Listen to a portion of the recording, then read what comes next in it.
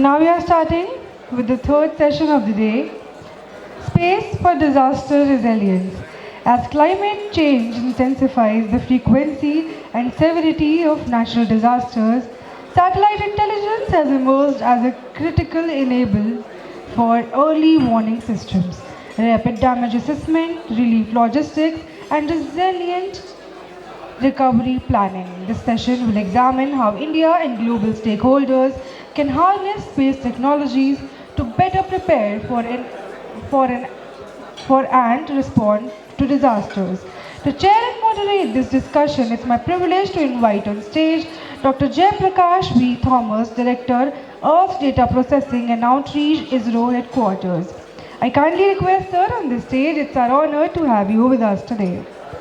We also warmly welcome our distinguished speakers, Professor Pooja Saxena, Disaster Risk Reduction Specialist, Ms. Shriya, AVP Strategy, SatSure, Mr.Shailesh Gaur, Independent Consultant, Mr. Binay Kumar, Scientist F. Associate Director, Center for Development of Advanced Computing. I thank you, all the panelists and chair, to be present here. It's our honor to have you with us today. Now I leave the stage to our respected panelists and our esteemed chair. Thank you.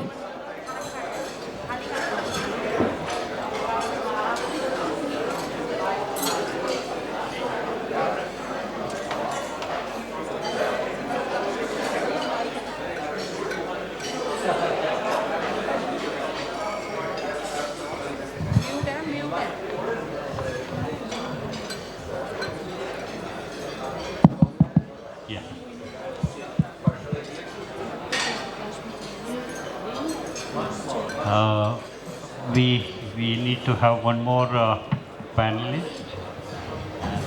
Shriya is somewhere around. She was here just now. Good afternoon to all. Maybe you had a quick lunch and assembling back. Still several people are in the lunch hall. So today this session is space for disaster resilience. I mean, from the very beginning of this conference, we are talking about several aspects of space, from the upstream, from the satellites, the data availability, and finally, when the data is there, downstream applications. So today, mostly we will be concentrating on the downstream applications. How, when the data, everything is there, and how it is going to be used. I mean, India is a large country. We have got a large coastal areas, and also we have got the Himalayan region on the other side, and Western Ghats, Aravallis, all these hilly regions are there. So it's a varying landscape. The disasters which are striking India is also varied. Somewhere it is flood. I mean, all those Indo-Gangetic plains, everything is flood, is a common factor. And also the Himalayan region and Western Ghats are commonly affected by landslides. The coastal area, all these coastal areas are affected by cyclones. And the lightning is one of the, it was one of the disaster which was least considered earlier, but it is now causing the largest human lives is the lightning. So all these hilly terrains were, and the central region, Bihar, Jharkhand, all this region are severely affected by lightning.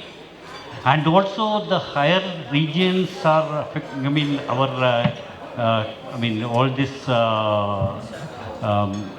Himalayan region, the glacial lake outburst floods is a common factor. And because of our this so-called climate change, we are now commonly seeing heavy precipitation and cloudburst in the Uttarakhand Himalayan region and causing a large havoc. So the country, when we are looking at, we have to see this holistically, we have to see. And all this database, whatever is there, it has to be used very wisely. And we are also now, earlier disaster management we were talking. Now we are talking about disaster resilience. Resilience is the coping capacity of a community. I mean, the coping capacity from community to community can be different. The same intensity of hazard or the risk, it can cause different impacts in each of the communities based on their coping capacity. So that now that resilience is coming into picture. I mean, the disasters, please come. So I am Jayaprakash, Dr. Jayaprakash V. Thomas, a director at Earth Observations and Disaster Management Program Office at ISRO headquarters. ISRO has been working in disaster management. Our program started in 80s itself. Before our first satellite coming into the orbit, we started working on disaster management. And we have got a formal program, disaster management support program. From 2000 onwards, we have established the disaster management support program. And all the satellite, whatever, currently 10 satellites are in orbit, and all the data, whatever is useful for the disaster management, we are utilizing. We are working on flood, landslide, earthquake, forest fire, gloves, and all these disasters we are working on, and several solutions have been built. And all this database is available in a national database for emergency management. It is made available. And this is we are also closely working with Ministry of Home Affairs, NDM, National Disaster Management Authority, and various government, nodal departments of the central government. We are working closely, and it's all this database is available. And now, with the reforms in space sector, we are now encouraging the private industries to come up to take all these solutions, whatever we have developed, as well as a database available to take and custom built solutions for for each of these disasters. So we have got today an eminent panel, and I will request one by one to introduce to yourself and give a brief about their work in this thing. First of all, Professor Pooja Saxena, she's from a professor in National Disaster Management Authority. She's a disaster risk specialist. Madam, please. Thank you, sir. Thank you very much. Good afternoon to distinguished delegates, colleagues, the space community, policy makers, industry leaders, researchers, and disaster management professionals. It is a privilege to address the Indian Space Congress on a subject that has become increasingly important in our rapidly changing world: the role of spatial technologies in strengthening disaster resilience. Today, disasters are no longer isolated events, but they have become a part of our lives. So, talking from the National Disaster Management Authority's perspective, I would like to say that we have been working hand in hand with ISRO on bringing spatial technologies not only at the preparedness level but also at the mitigation level, and we have reached advanced stages of negotiation as to how spatial technology can build resilience within the country. And the ultimate aim is to, of course, to safeguard the community. So we have been for past 3 to 4 years, I can say, we have actively, after especially the policy change and in the private industry coming into play, lot of things have been anticipated, and we would be sharing other experiences also, how we have used spatial technologies. But more so, I think the contribution of space-based and geospatial technologies extend across the entire disaster management cycle. So preparedness is another area where spatial technologies have transformed disaster management by providing geospatial databases in terms of critical information about populations, infrastructure, lifeline services, transportation networks, and essential facilities. So the emergence of new technologies like digital twins, real-time monitoring sensors, systems, predictive analysis, and new opportunities, they create new opportunities in this realm as well. So as the discussion goes forward, NDMA is a full support in terms of bringing new technology, especially in terms of spatial technology into disaster resilience and building India towards a Viksit Bharat for 2047. Thank you. Thank you, madam. As you have pointed out, all this NDMA is working on digital twins and also their emphasis on the preparedness. It is that is turning towards the resilience. I mean, when we are aiming at the resilience, preparedness is one of the important factors. Now I will go to Shailesh Gaur. He's an independent consultant and he has got both experience in the private industry, a long years of private industry experience, and also in the government sector. I mean, he was in NIAS, working with government people for a few years. So both sides, both the government and private industries, he has seen. So, sir, please, about your experience and introduction. Sure. Thank you very much, Dr. Thomas. And thank you, Shriya, for the opportunity to share our views, specifically when the agenda is of Viksit Bharat Abhiyan. So I come from telecom industry and geomatics and policy domain, and I have worked in initial stages from 99 till 2014 in companies like Bharti Airtel, Reliance Infocom, and Idea Cellular. And after that, with an ISRO spin-off known as ScanPoint Geomatics, which is our own indigenous platform for GIS image processing, photogrammetry, and CAD-CAM. And has also served as adjunct professor in National Institute of Advanced Studies and has worked largely with government organizations, various government departments and enterprise sector.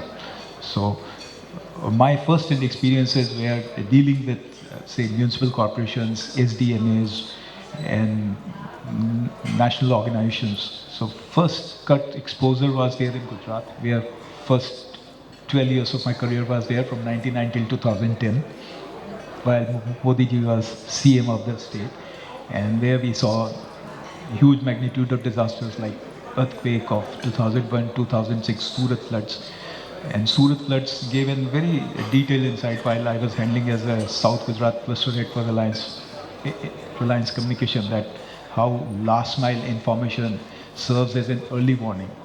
We are dealing with that really an emergency situation, getting a call from police commissioner that the water is going to come up at this level and we need to really send a very sensitive message and broadcast SMS. And so what really goes on ground in those emergency situations when we really know that this is going to hit and we need to save citizens' life and whatever we can save in those final moments. So where the first SMS we broadcasted of 3 feet, next of 6 feet, then of 10 feet and above. And then in the retrospect, I was thinking that what if that same messages was not given, how the devastating effect could have been on life, livelihood, and various other things. So those were really ground insights, and then working with various other state disaster management authorities, space application center in various states, working with local urban bodies, and then bodies like, larger bodies like Chennai Municipal Corporation, Hyderabad Municipal Corporation, BWSSB, BMC, and Smart Cities Mission. So which really gave a detailed insight about the role of space application in enhancing efficacy of governance at the last mile and creating a great socio-economic impact. So it is really, and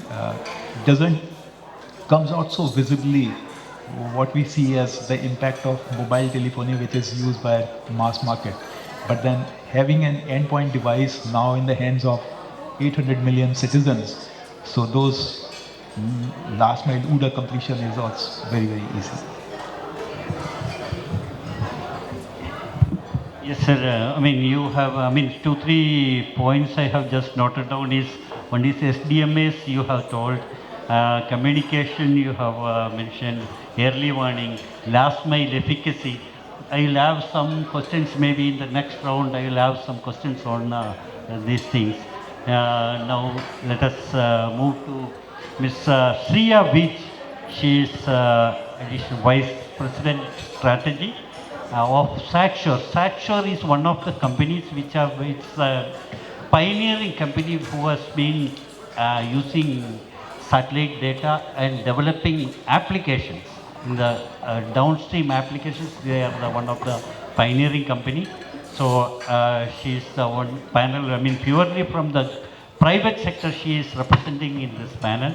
So Shriya, you can introduce yourself and I mean just briefly mention about what is the company is doing and some of your products is related. Sure, sir. Thank you for the kind introduction. Hi, everyone. Good afternoon. I'm Shriya, working at SatSure as AVP Strategy, as sir introduced. So, we were established in 2017 as a space data applications company, and we started working in the agriculture sector. And now we have evolved into a deep tech company.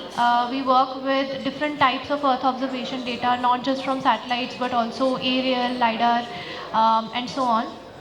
And we have application ready products that focus on solving a particular problem for the customer. So we sell outcomes and we just don't sell data. And we are currently in multiple sectors, starting from agriculture to BFSI, aviation, utilities, and critical infrastructure and forestry. And disaster is actually a natural extension to what we are providing to some of these sectors. So for example, if we are providing agri lending solutions to the banks, then the natural extension is to add the climate variability index for the banks to assess their loans, where their loans are going into what regions. So for example, our index would also help them analyze that which regions are prone to what kind of disasters, and they can come up with new loan portfolios accordingly. Similarly, for the insurance companies, if they know that these are the regions prone to such disasters, and this is the impact of climate change, because climate change has increased the frequency and the severity of the disasters, and it has become more uncertain to predict them. So if our models are evolved and if we are providing that intelligence to the insurance and the banks, they can design new products to optimize further losses and also to serve the end users more efficiently. Thank you, Shreya. I mean, as you said, the disaster resilience largely depend on the insurance. I mean, in the recent years, the number of farmers getting into insurance domain is, we are multifold. It is getting increased because of that. Is because of the technology intervention in this insurance domain. More and more farmers are getting the benefit of insurance, and also now this deep tech companies is being talked about. I mean, all these companies which are coming up, is they themselves say we are into deep technology. I mean, all these technological companies, so many are coming up now. As we have also ISRO through InSpace, we are working with private industry. Now we are happy to say more than 400 plus startups have getting into the space sector, and it is the country is going to see the change what these people are, this industry is going to bring into this revolution. Now finally, I'll come to Dr. Binay Kumar. He is from, he's a director in CDAC. CDAC with a lot of computing, strong computing infrastructure as well as computing knowledge. They are developing several early warning systems. Sea flood, their flood forecasting system for different river basins are very much known, and Ministry of Jal Shakti is totally, very much depending on them for the sea flood and I request Dr. Binay to introduce himself and give a brief background about the activities of CDAC. Thank you, sir. Good afternoon. I am Dr. Binay Kumar. I am Associate Director, Center for Development of Advanced Computing under Ministry of Electronics and Information Technology, Government of India. CDAC was founded in the year 1988 when the US has sanctions on the procurement of supercomputers, and from that time CDAC worked very hard in developing the supercomputers, and we have a specialization in high performance computing, strategic electronics and controls and instrumentation development, earth sciences, engineering and geospatial applications, natural language processing, machine learning, artificial intelligence and quantum computing are the new areas in which we are working upon. We have e-governance, medical informatics and biointelligence and many more fields. I am working in earth sciences, engineering and geospatial applications group, in which we are developing different disaster management solutions, where we are using the geospatial technology, the space technology in particular. I sir mentioned about the sea flood, which was developed under the National Supercomputing Mission. This application was developed for the Mahanadi River Basin, and now Central Water Commission has owned the system, and now they are forecasting the flood information during the monsoon period to all the states. Similarly, we have the forest fire application systems developed for Sikkim, and now we are spreading it for the Himachal Pradesh. They are using the modest data. We are forecasting what will be the spread of the forest in the next 24 hours, and accordingly the forest department is provided all the information. The glove early warning system and landslide are our different strength. The glove early warning system has been developed for the first time in country by CDAC, and first of the time it was developed for Sikkim in the year 2013 to 16. And now after the South Tonak flood up to 2023 at Sikkim, NDMA has again interested CDAC to develop the whole new glove early warning system for the entire Himalayan states and the union territories. Another aspect is the weather and the climate modeling and the forecasting, in which we are providing the weather forecast for the Pune and adjoining areas to Pune Municipal Corporation for the prediction of flood and all the information. So, sir, currently this information is sufficient. Now let us start the discussion. Okay, thank you. I mean, several early warning systems, they are flood, landslides, glove, weather, all this thing, CDAC is involved. And now I will go one more round among the panelists. After that, I mean, organizers, what time we have to wind up this session? If you can give me a cut-off time. Excuse me, what time we have to close this session? I mean, 2:20. Okay, 2:20. We will have to take some questions from the audience also. So I will come back to Professor Pooja Saxena. Madam, now NDMA has developed so many policies as well as SOPs for various disasters. Nowadays, the geopolitical situation, lot of we are hearing about the wars. I mean that strategic situations are getting developed. What is the CBRN related? Chemical, biological, radiological, nuclear explosions. In that thing, what is your take? And also, if you can also mention whether this area is very strategic, you are keeping it only to government or the private industry. Since we are talking to, I mean, several of the audience is industries, what industry can also help in this thing? That also, if you can bring it out, it will be good. Can. Yeah, thank you, sir. I think it's a very relevant question in these times.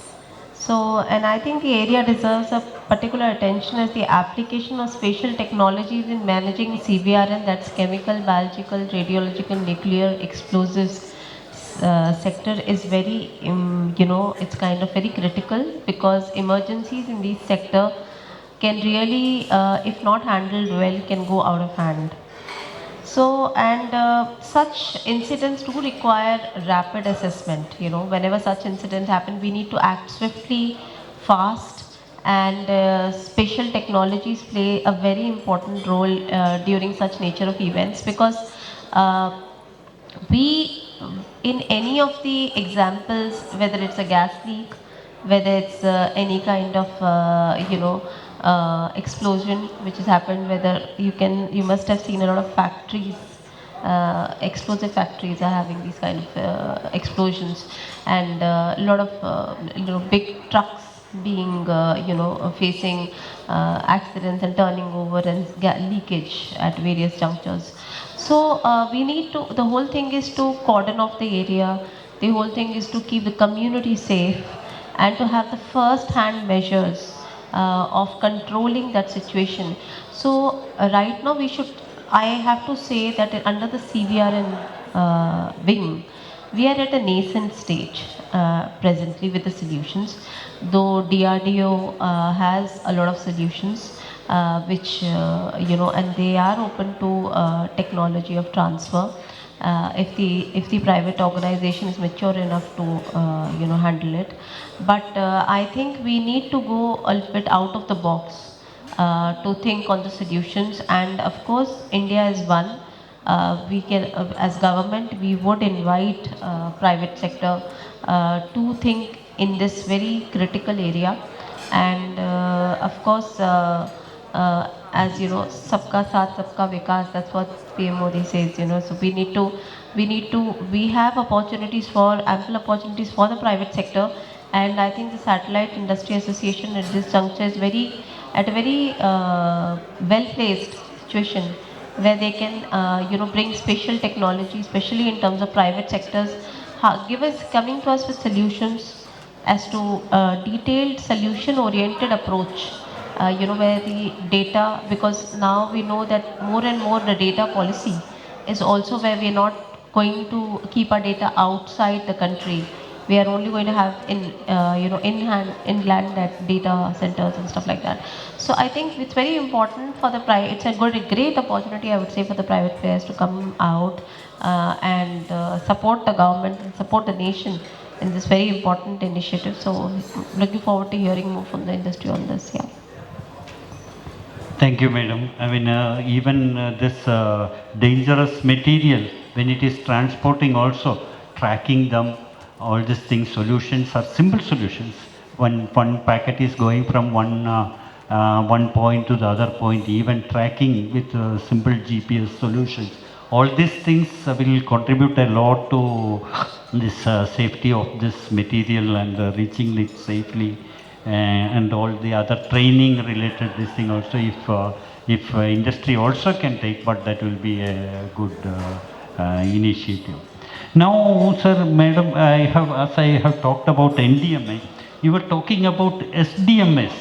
I mean, NDMA is working with the government. They are also constantly in touch with ISRO, CDAC, all these government institutions, Ministry of Home Affairs. They are making a larger plan, policies, everything they are making.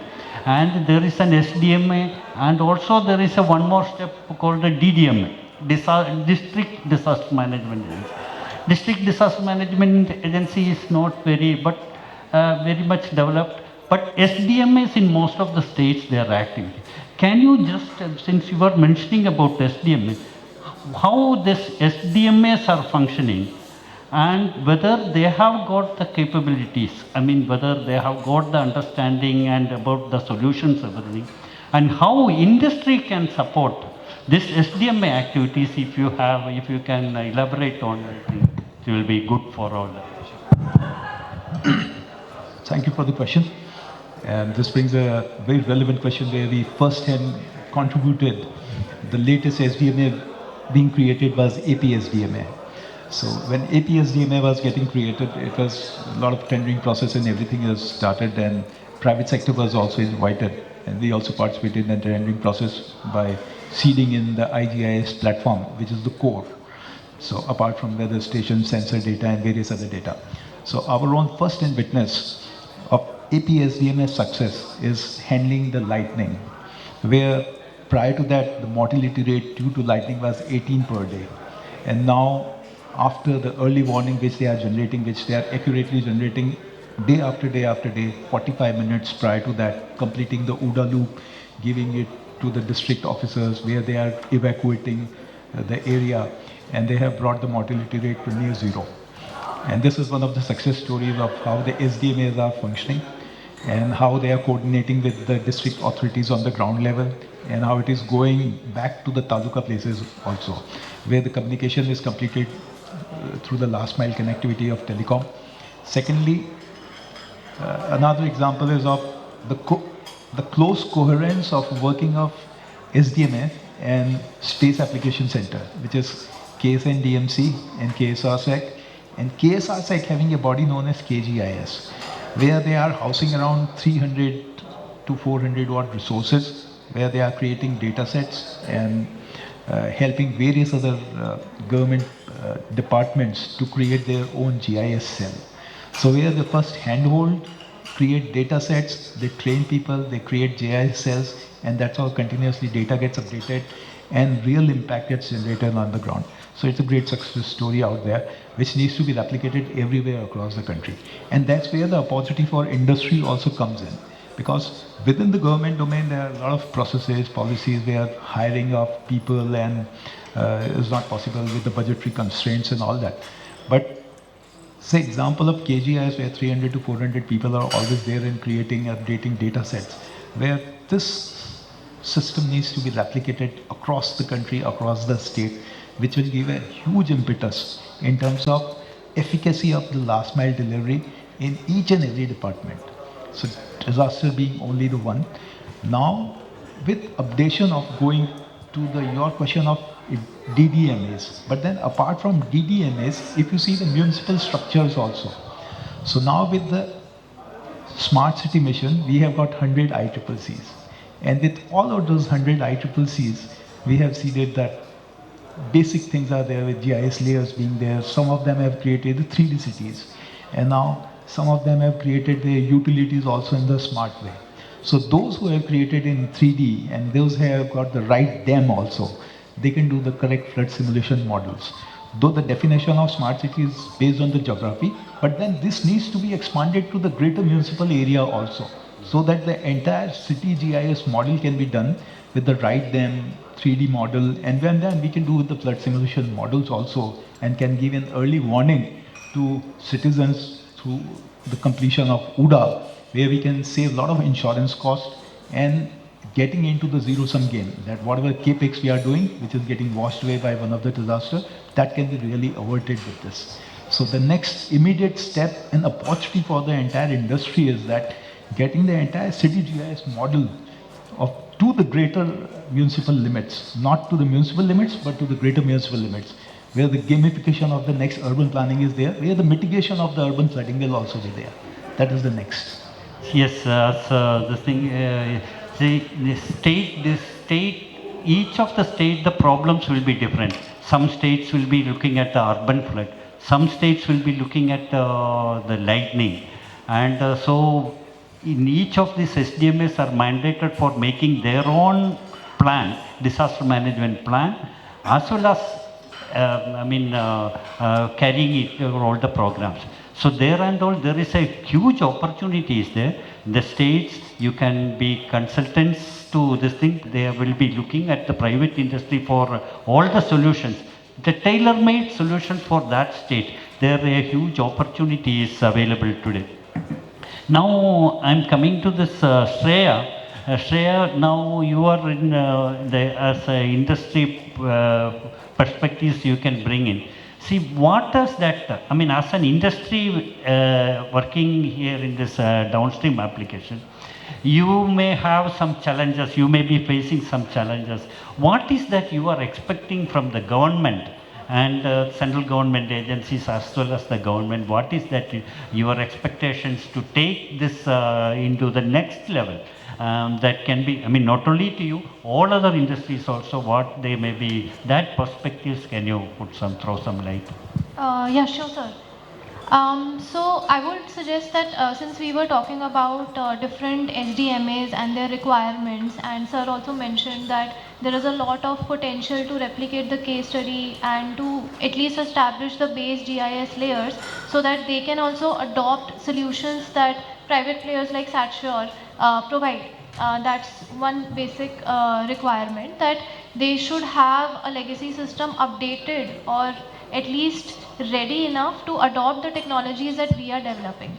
One is that. Second is the requirements of SDMAs are not yet known to the private sector in detail. Right? We know that there are certain sectors, for example, in Ladakh region, the glacier-related disasters are the priority for them, and to monitor certain rivers are also the priority to them. But that we came to know while actually going to the office of NDMA and getting that insight.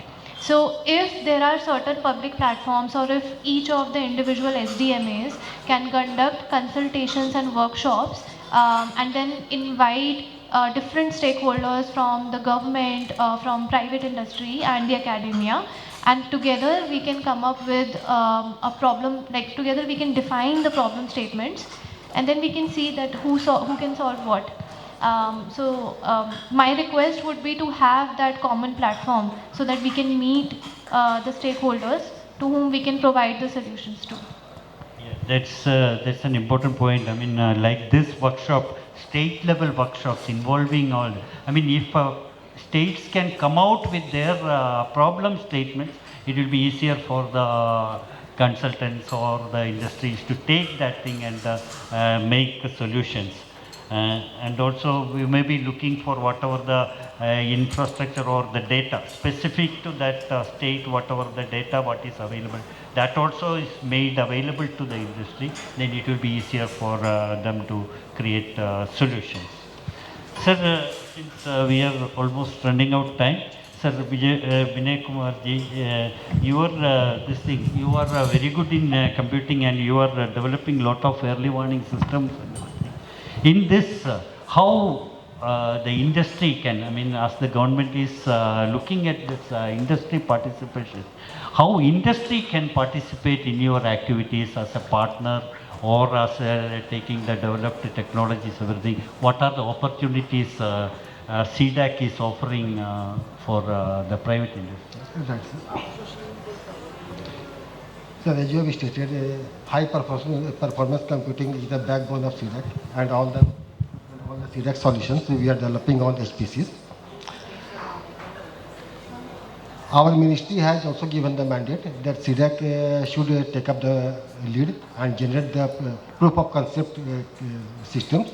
And once the POCs are developed, tested and evaluated in the field and accepted by the user, that technology is being transferred to the private agencies, and they are taking up for the development and market proliferation. And CDAC per se gives the strong hand-holding for the next 1 to 2 years or 3 years till the technology is fully taken over by the technology partner, and they are capable of transferring and installing in the field.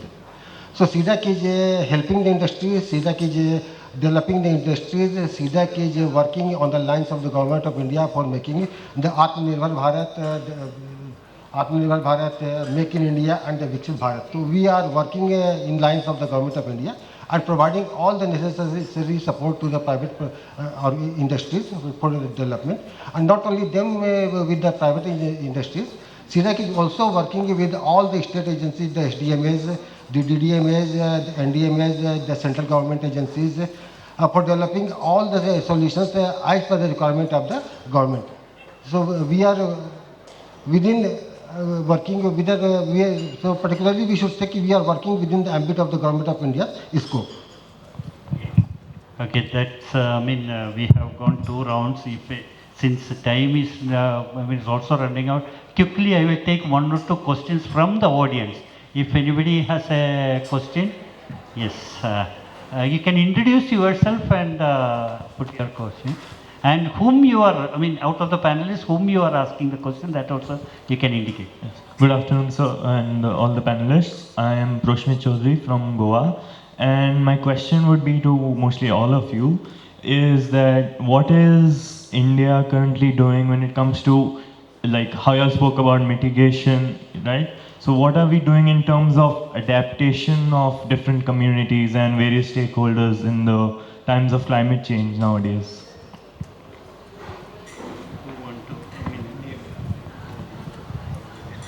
Thank you for the question. And talking about, you said that you were from Goa, right? Taking your state subject only, coastal erosion. Okay, there's a huge, you must have known there's a huge problem of coastal erosion, and India's half of country is coastal country. So there have been huge projects from past 3 years which we are taking up with all the coastal states of the country, where we are working on not only putting solutions in terms of stopping the coastal erosion, but also sustainable solutions. Those are blue solutions, as we call it, for the blue planet solutions. So basically we are using mangroves, we are using other solutions where mangrove doesn't work, some kind of weeds, seaweeds, some if these kind of things are being done so that the erosion is arrested and the earthen plate does not erode, because we are losing the land. So in order to erode, and also those measures should not be affecting the sea life. So yes, measures are in place, and if you would like to know more, it's on the website also, and you can come into NDMA, and whenever you would like to get more solutions, and even the Goa SDMA is quite active, so you can reach out to them also. Thank you. I will also add to it. See, in ISRO, what we are doing is the previous disasters, say a cyclone, Orissa cyclone or whatever, the previous cyclone, whatever is happening. Now we are understanding because of the climate change, the intensity is going to be one order higher. What we are doing a modeling. The past incidents, if it happens in today's scenario, what will be the risk?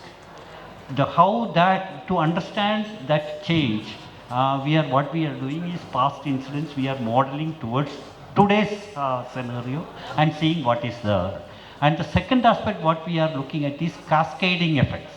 I mean, a landslide can cause a dam, then it leads to a flood. A flood can again come through a flash flood, then it can affect a bridge or a power generator it can affect. This cascading effects also we are working on that thing to analyze the risk in this change scenario. All this modeling is going on. Yeah, I would also like to add from private sector perspective, as a company who's providing solutions, which probably NDMA can also use. So for example, if they are doing any initiatives, for example, ma'am mentioned about planting the mangroves or seaweeds, we can help analyze the impact assessment over a period of time. That, okay, this is the change detection, that this is the X situation today, and after a year or 2 years, this is the impact that the mangrove plantation has created in preventing the erosion of the coastline. And then we also have certain solutions that have across the entire life cycle of the disaster. So it is pre-disaster where we can monitor certain high-risk zones. For example, for floods, we can monitor where are the high-risk zones across India or any other geography. And then if the event is triggered, like we can have certain trigger-based rule engines, that if 100 buildings are impacted or they are flooded to a certain height, and if rainfall thresholds are increased by X levels, then we can trigger the high resolution based monitoring and very specific monitoring of that area towards when the event starts, it progresses and recedes in terms of flood. So we can provide continuous monitoring and also the impact assessment at the asset level. It could be man-made asset like building, critical infra and so on, roads. It could also be natural assets like forests or trees that may have been damaged, the croplands that may have been damaged. So all those damage assessment at the asset level is something that SatSure provides. Yeah. One more question? Yeah. Since time is not there, this will be the last question. It should be the second last, sir.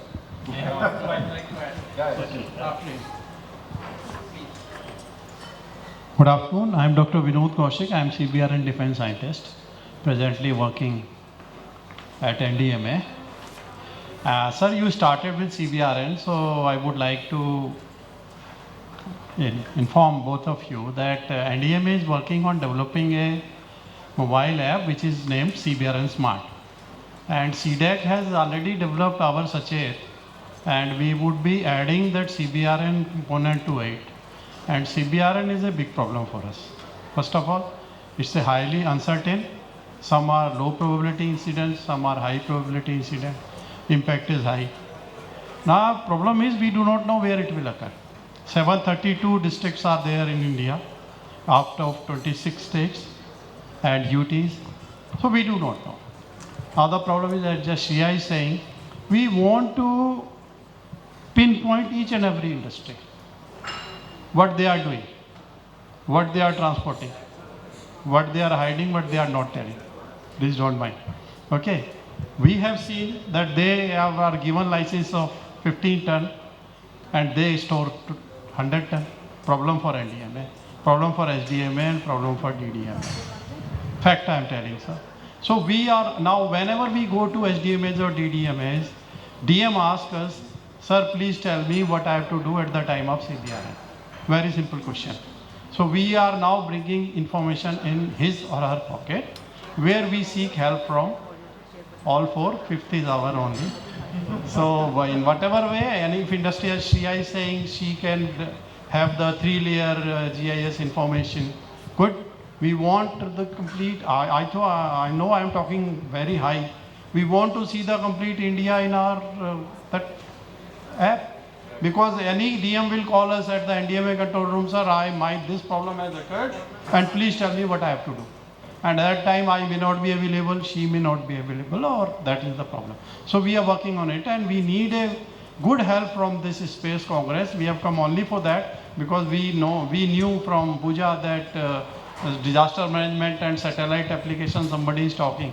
So we, as a scientist, I wish to understand, AVM DSI is sitting with me, that can I measure the difference of energy by using a satellite of a chemical moiety?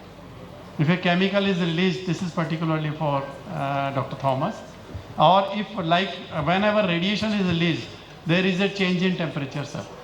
We monitor this parali burning all the time. Okay, this is because of the heat temperature difference. Can we use something in monitoring the temperature which is occurred because of the small explosion of a RDD, or some temperature difference because of the energy is released into the environment using some small device? But I do not know where it will be. But satellite will tell me there is a temperature difference. Similarly, a chemical is released. We have the technology, we have laser technology which we use, and we monitor LIDAR. You space people must be knowing. So LIDAR, by LIDAR 5 to 10 kilometer we easily detect, okay, this is the chemical, and we help in responding. But it is not yet commercialized. So by using space technology, NDMA is very much willing to have a view on the problem. Please help us in this. Thank you. Yes, sir. I mean, the question also was because we, out of all this disaster spectrum, we talk about all this disaster, flood, cyclone, everything we talk. But CBRN is one which is least talked, and like one day tsunami caught us in sleeping, like that this also should not keep us in while we are sleeping. That's why we have... No, I would like to clear here this confusion that this is a myth. Our country is very much prepared. DRDO is the organization, and defense forces. But defense forces will be at the border at that time. They will be tackling the problem outside the country. Within the country, it will be tackled by NDMA, SDMA, and DDMA. Yes. So within the country, we need help. CBRN, of course, may not be that much known to the audience or the experts here.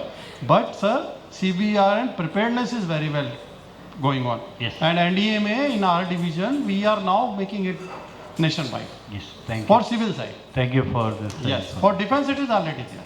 Thank you. Last comment. And afternoon, sir. I'm Subhash Chand, Under Secretary NDMA, looking after the CVR and divisions under the verticals of Dr. D.K. Aswal, sir. He is our honorable member NDMA. Sir Thomas, sir, I would like to update you the academic interest point of view that in the central list, there are two disasters have been added. The one, as you rightly said, is the GLOF, glacier cloudburst, and the other is lightning, as Gaur sir mentioned. That so this make every SDMA to seek center funds other than the SDRF from the NDRF, that is National Disaster Response Fund. This make them entitled to seek, if needed, from center, from NDMA, from MHA. The other points, sir, this is addressed to Gaur, sir. You are perhaps from SDMA, if I'm right, sir? Independent. So just I would, for the, again, academic interest, there are, after the, I'm carrying that copy of this. This is our guiding principles. This is Disaster Management Act. This is our Gita, Quran, Bible. This tells us how to prepare. The basic principles are, as you know, that mitigation measures and all things. And that in the Amendment Act 2025 is there. Earlier the DM Act was 2005. DM Act 2025 amendment says that there is a section under section 41. Other than the NDMA, SDMA, DDMA, Urban Development Authority, that is UDMA, has also been created. This is for the academic interest, and this is the update. And then sir said that lightning, of course, lightning kills more than 2,500 people annually. Not 1,800, sir. This is more than that. It is a silent killer. So NDMA has recently issued, after the extensive and detailed comprehensive with all the stakeholders, and formulated a policy called NLRMP, National Lightning Risk Mitigation Programs. It is out. Initially, though, it was covering all the states and UT. Now it has been restricted to few states, 10 states, if I'm right, covering 50 districts only in the phase, with a budgetary support of around 184 to be precise, or around 200 crores. So this caters to this killer, disasters. This will address to that. Yes, sir. So these were the two, few updates, yes, sir. Thank you. Thank you. And just before I forget, sir, to Shriya, there is a program called Resettlement Policy for the people displaced by the coastal and river erosion. There is a, SOP, there is a guidelines issued by the NDMA. Right, yes. Sir. Thank you. These were the updates, sir. Thank you. Note questions, sir. You want to last final comment? Yes, just one final comment I want to say. I want to call upon SIA, as an trade association, or as an industry association, I would say, SIA, to have a joint, since you were saying that SDMA should create platforms, where because SDMA is now looking for solutions, and government is now looking for solutions. Spatial technology is something which we don't want to, we cannot, kind of overpass. So I would like to call upon SIA to come to us, and let's have a joint, event where we call up all the SDMAs, and we do a joint conference, and all the SDMAs talk about their, gaps, and the support that they want in spatial technology. And we can call in the private players, and of course the government player will be there, so that we can take it to some conclusion and take support from them. Thank you. Thank you. This session we are winding up here. We had this eminent panel has discussed about various disasters, flood, cyclone, landslide, and mostly we have talked about the GLOF and lightning we have talked, and also the CBR, and we have talked about, we have heard detail about what NDMA, the country's preparedness towards CBR and disasters we have to and also it is SDMS, the state should come up with the workshops for the industry. They should clearly spell out their problem statements, so that the industry is ready. Today industry is ready to build solutions.